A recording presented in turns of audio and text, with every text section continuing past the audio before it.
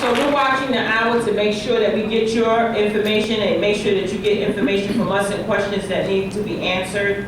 But we must, as a people, speak out against the system and the demand some fair treatments to those who are incarcerated, and make sure that we have supports in place in our community so that we don't have young people going to prison and staying in prison for time and time and time again. And that we release aging individuals from incarceration, and we have a say-so. I know that there's somebody in this room that's not formally incarcerated. They do not have a criminal justice history. They do not have a felony conviction. You need to be figuring out how to get on the parole board. Because some of us can't do it. I ain't gonna tell you who it is, but you need to figure out how you sit on the parole board so that you know, because you already know most of it, and you can be the person that lets someone free. Or you can make sure you nurture your child so that your child will then be joining our parole board so we can have some fairness. Of course, I know my husband don't say that's not a word, but I don't get that. But the last thing that I do want to say, and I want Victor to get up so we can get some questions, but the last thing that I want to say is that nothing can change unless we make it change. Nothing can happen unless we make it happen. And I know that we're at the National Action Network. And next year, I want Obama to come to this room. Yeah. Okay? I want him to come to this room. I want him to be able to understand that there's a whole other movement that he mentions every now and again, but I don't really think he has any idea of some of the things that is happening to our communities. Now, the other thing is, when we say that there's people who are elderly, when we say that there's people who have HIV, when we say that there's people who have cancer, when we say that there's people who are dying in prison, they came from the community. They didn't come from wherever the airplane is. They came from the community. They came from your community and my community. So the same things that are happening in our community are happening in our prisons. It's very strange to me, very, very strange, that we can find a young black man and put him in prison, but we can't find that airplane. That's what I just need to know why. We can find somebody in the hallway of the project smoking a little marijuana, but we can't find that airplane. So I think that we need to start paying attention because we've been targeted, and we need to target back. Thank you.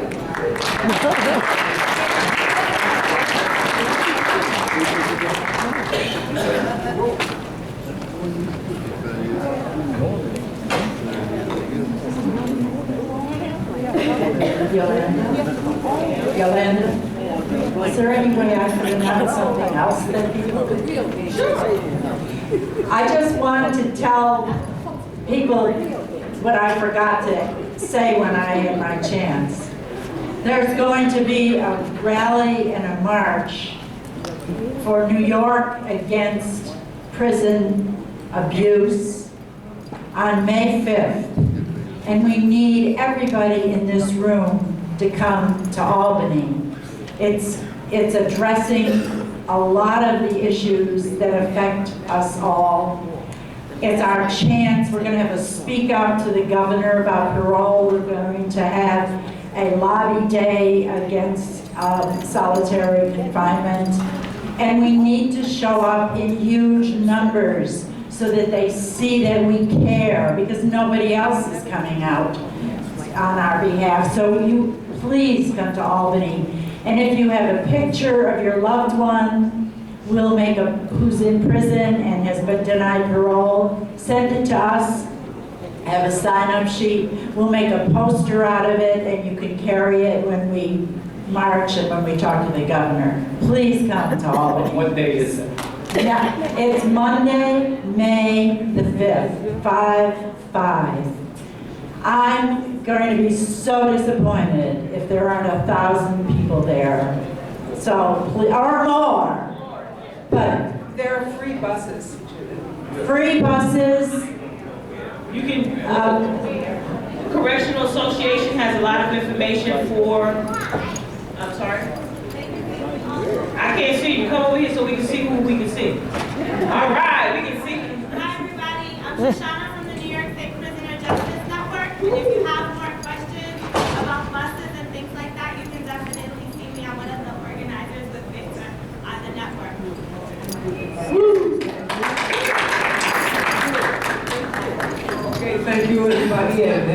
for the excellent panelists. Now is the opportunity for you, the audience, to become involved and ask questions to how you become more involved. And we surely hope that you will have a question, because I know sometimes people want to have a presentation to be asked. At this time, we utilize for questions and information only. Thank you.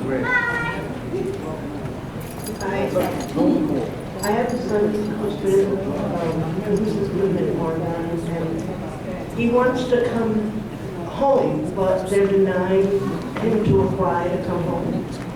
And I'm wondering, all I hear is it's very hard to get New York State to allow prisoners to come back through Albany.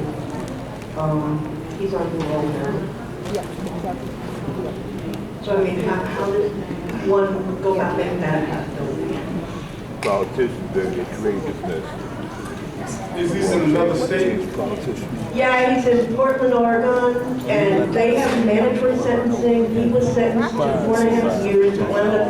He was there since 2007, 2008, and every time he keeps on reverting back. He's sleeping under a bridge at this point. Okay, where do you live at? Yeah. In Yonkers, you see a local council person. That's who you should see. And then you have that conversation with him. This way, he can take his wherewithal off his office to contact all the authorities and try to make the necessary paperwork, get through, bring your loved one back to New York. That's what you need to see on that level. Because you need some politicians behind it. You see, you alone not going to make it happen. Get your Right, and I was clergy told that he has to be accepted through Albany. Yes, there's paperwork that needs to be done, but if you can get your council person involved and the clergy involved, that can expedite matters.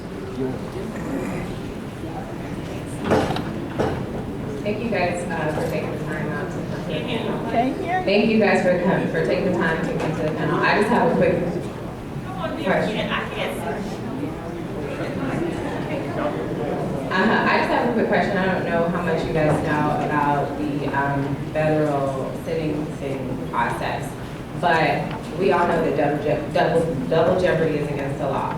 So when a person has committed a crime on the state level, if they get in trouble on the federal level, the charges, let's say they got a felony, those charges are counted as points. And then, if you get so many points, that's how the federal guideline sentences you. So let's say someone got in trouble at 17 and 23 and then didn't get in trouble. Well, if they commit a federal crime, those things at 17 and 24 count against them as well. So now their points go up and their number of years go up, which is almost essential double jeopardy. Like they're getting punished again for something that they've done the crime for, they've done the time, they've got out. So how can we go, what can we do about that? Because essentially the powers that be that put these laws in place are breaking the law again on the federal level. So I just want to know your opinion about that, and what can we do about that? And to Judith, what can we do about, and you guys, about changing the parole, what you were saying, the parole, like they should be able to list things that they have to do, So what can we do about changing that law to say, we're going to deny you for 2 years, but you must do this, and then we can get out? Because that's not acceptable anymore. It's just not, it's not acceptable. Judith, well, you should take this and find out more about the Safe Parole Act, but the Safe Parole Act will do what you're asking for. And what we have to do is we have to get a majority of the people in the state legislature to support this bill, and we have to get the governor to say yes once they do in order to get it passed. It's not going to be easy. The majority in the Senate are not going to, at this moment, the Senate only has 4 sponsors, and we have about 15 in the Assembly. We need to change the people who are in power of the Senate. They oppose all of the things that we are fighting for. So everybody needs to vote on election day and get the scoundrels out of our legislature and elect decent people. And you can run for a senator, you know, it's, all of us can do it, so. And there's lots of other things, come talk to me. Hello, my name is Rita Smith, and unfortunately, I've been home for 10 years, 7 years off a 10-year sentence. And while I was in there doing those 7 years, I worked at trying to change this to keep them from getting in here. Because what they was basically trying to do is to make someone a robot, and then they wanted to lay that red carpet for our youth who was coming in there. So I made it my business to stay in the law library and to facilitate a lot of programs for the youth that was coming in there and was so disrespectful. So I knew they did not know. So my question to you is like, when they come in, I think this is for you, Yolanda, I want to get back, you know, in the prison facilities. I've been trying to talk, and I've been off of parole now since like 3 years now. So I've been talking to the parole officer, trying to ask her if I can go back in the facility. She's not allowing that. So thank you, Yolanda, for that. I will get with you after this. I've been also trying to find a certificate of release. They listen to me here, they listen to me, they do not want, so what I did, I volunteered. I volunteered, you won't believe, in 100 Center Street for 2 years. Ain't that something? And then I also volunteer in my son's school. He's 13, and I know they targeting our youth. So I'm staying close to mine. So I'm in there, and they trying to give him all this medication, saying that he's ADHD and all of this. All he wants is his love, from his parents, from his mother, and that's what I'm giving to him. That's it. On that question, I just need to know how I go about getting this certificate of release. I'll talk to you. But last but not least, this is a panel, and you guys are all here for us and our loved ones in jail. I would love to sign a petition, whereas when the parole board is evaluating one of our loved ones, or anybody's loved ones who's incarcerated, when they are evaluating their report of how they've been in jail, yours should be sitting right across from the parole panel. That right there would definitely have us believing there is nothing they can stop us with. You guys have just as much as you want us to have. If you sit across from any parole panel from whatever prison, I think they would think twice before they just railroad our loved ones like that.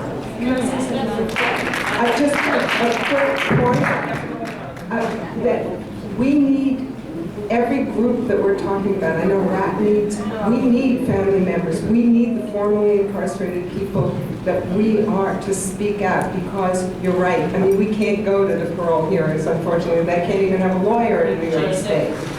But we can go to the media. We can go up to Albany. We can say, you know, those people, we can go to our communities. Since I go to my community board now, and I got them supporting RAT. Because I went there and they said, oh, we're formerly incarcerated people. I said, that's me. And my comrades on RAT. And we need our voices out there. So in addition to going inside, please come over to Eddie or to Muhammad or to me and come to the RAT meeting.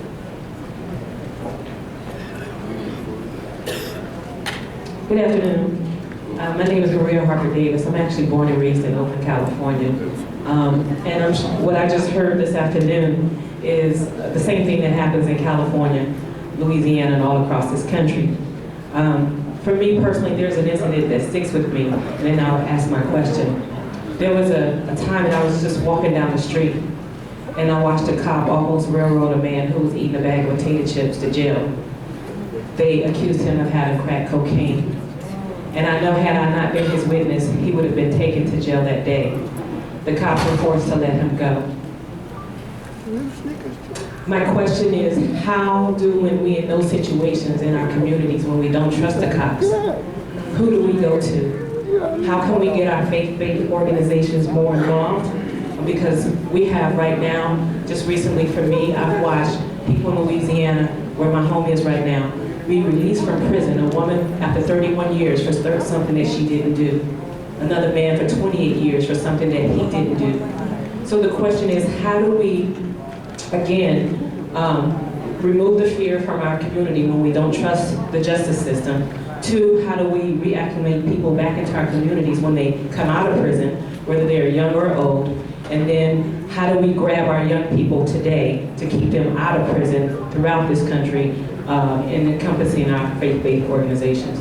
I'm very glad you asked that question, because we have already started. When you are a person who has a faith and a base organization, so you are part of a church or you are a part of a community organization, you should be the one that is inviting the people who have same-sex marriages to your church. You should be the one who is inviting people who are formerly incarcerated, and you should have them, those who have enough courage to speak out, testify at church. Because you're right, our elders are afraid, our youth are afraid, but it is time out for that. It is time for us to invite them. Our church doors should be open on Monday night, on Wednesday night, on Friday night, and it should not be a structure get down on the knees. It should be what you want to talk about, right? And in Brooklyn, I don't know what y'all doing out here in Manhattan, but in Brooklyn, we set it off. We have every open doors, we have the community centers, people are coming out talking about HIV, people are coming out talking about freedom. It's time, it's not what, I don't mean to direct it to you, but it's not what we gonna do, it's what you gonna do. When you get back to Oakland, when you get back all over the place, you open the doors. Open the doors. It's up to us, and you carve out a shape out a little bit of time. And I'm not the judge of whether people should have same-sex marriages, whether they should get married at 15, whether they should have live with 19. I don't care. The bottom line is that I have a place where people can come and be safe and talk about anything. It doesn't just have to be about formerly incarcerated. We have to have our doors open, and again, we can't know everything. A lot of people know everything. You don't know everything. You don't know when your doors open in church, people come in, you don't know what they're going to talk about. I like what Barbara said. It's joy, ministries of joy, sparkles of hope, keeping hope alive, doing something. You know what I mean? It's up to us. That's why we're here today. I hear you. So I'll say this to you. I have committed. I'm going to do my part. All right.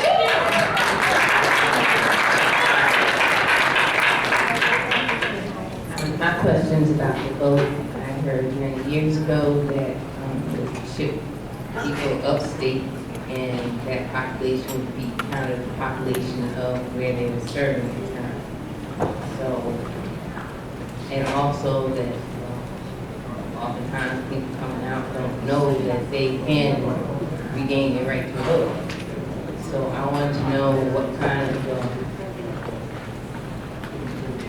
I don't know if it's national or if it's state by state, that's one. And I just want to know what your thoughts are on being able to retain the right to vote where you live rather than some remote place where you have to be serving the time. Yeah, I could just quickly, a couple of years ago, there was some reform done to the census count in New York State, where now they're counting people in upstate prisons rather than being from upstate, from their communities of origin. That to me was a big thing. I thought it was because it just shifts a lot of power. Counting people is how we kind of distribute the pie. The other part that I would like to say is that I never voted until I came out of prison. I had never voted until I came out of prison. And I was in my late 30s when I voted. And that's because it had been taken away from me, and I took it for granted. So I think there's a potential there. I say that to say that I think people really appreciate voting once it's taken away from you, that you get it back. And so there's hope in there. The last thing I want to say real quickly in terms of who do we turn to when we don't trust the social institutions, because social institutions are preying on us, is that we could turn to us. And then retribution, which is the kind of criminal justice we have now, which means that if you do something wrong, you get punished, and it's just about punishment, that's retribution. That's like the Wild West, right? I get, you did me, I'll do you. That's only one form of criminal justice. There are many other forms. There's restorative justice, there's community justice, there's transformative justice. And that's what we need to start thinking about. And that's how we do that. Yeah, I think it is state by state. Some states, if you've been in prison, you never get to vote again, and that's part of, I know that there's been discussion about voting rights and the attempt of the right wing to take voting rights away and to disenfranchise black communities and Latino communities, and that's part of it. So in New York State, you do get your vote. But while you're in prison, you don't get to vote. And there was a lawsuit trying to get the vote for people inside and in fact. Oftentimes, I'm mad for voter registration, and oftentimes people tell me, oh, I can't do that, I can't do that. And I'm trying to ask them why, is because they've done time. But they're out of the system, they've done their parole, they just don't know that they can regain that right. So I was wondering if there's any thread or push to bring that awareness out, or even change the law so that you're not automatically reinstated, but in those states that it's permanent removal, that they could regain their right to vote. Right, and that's very interesting. Glad you said. Because I often talk to my husband about what are we doing. And what happens is we do so much until we lose focus on some of the other stuff, to me, right? So I don't particularly care for children, to be honest with you. Like, I don't want to work with the little babies. You know, I love them, but they're over there. So I need to let somebody else take care of the children. You know what I mean? But if they need my help in supporting them, I will. You want me to pay money so the kids can go to the great adventures. But I think we really need to make sure that if your voting is what your passion is, then you need, when you have your movement and you let us know that that's what you want us to support, we support it. But what happens is we kind of murky the waters, and sometimes the information gets out that nobody in New York can vote, and nobody says that that's not true. But I know people up on this panel have come to the Women's Prison Association at Voters Time, and they have them register to vote. We go inside the facility and let people know that that's not true. The other thing that I thought was pretty interesting with that is talk to Mr. de Blasio, because it seemed, and the governor, although he took back the college stuff, we don't do that about that. But talk to him, because I saw some very interesting commercials, very interesting about this population. So maybe he can have a little commercial so that people will be informed in this state. Now in another state, I don't know. Thank you. Hi, I'm Keita Williams with CIVILRIGHTSAGENDA-COM. I definitely, first of all, just want to say God bless you. And thank you so much for all the work that you are doing. I am videoing this, and it will be available for anyone in the world to see. My first question would be if each organization that you're affiliated with, if you could please announce your websites so people can know where to go to get the resources that they need. And then my next question actually is sort of reflecting from a previous question where someone mentioned faith-based organizations. And one thing, lots of times people will say, if you want to get to black folks, you need to go to the black church. Also, you want to go to your HBCUs. And I guess I say that because I'm in an interesting position. Although I had not gone to prison, I will confess, and proudly so, that after 20 years, I'm completing my degree at Lincoln University of Pennsylvania. And one thing that my peers, the students there, who are between the ages of 18 and 23 years old, have shared, many are from New York, DC, Philadelphia, Jersey, Delaware.